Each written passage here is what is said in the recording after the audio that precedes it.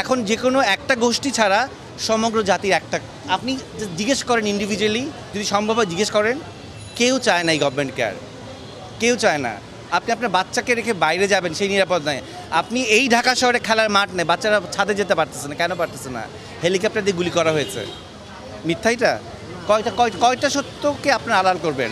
আপনারা নির্লজ্জ। আপনাদেরকে আসলে কোন কথা বললে আপনাদের লজ্জা হবে আমি জানি না।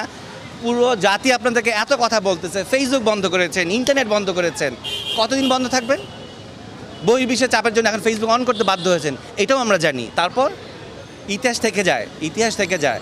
আর মায়া কান্না, আমরা যেই সেক্টরে কাজ করি, আমরা ক্যামেরার সামনে কাজ করি, কোনটা সত্যিকারের কান্না?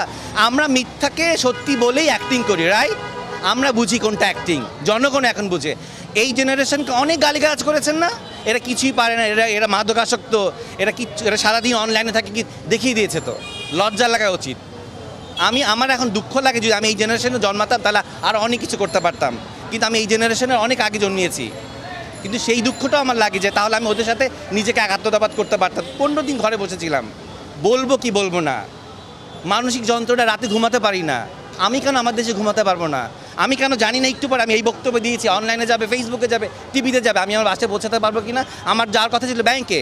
আমি যখন জানতে পারলাম সমগ্র শিল্পীরা আজকে এক হয়েছে, আমি চলে আসি, আমি আমার প্ল্যান ছুঁড়ে ফেলে দিয়ে আসি, আমি ব্যাংকের কাজ সানডেতে করবো। কেন আজকে এসছি? আর কতদিন চুপ থাকবো বলেন? আমি আজকে নাই হয়ে যেতে পারি, আমি হয়তো বাসা থেকে ঘুমাতে গেলাম, দেখবো হয়তো পুলিশ আসে, নিয়ে যাবে আমাকে। শিয়া বাটার ও ভিটামিন ই সমৃদ্ধ lily glam beauty soap. Lily, always be beautiful.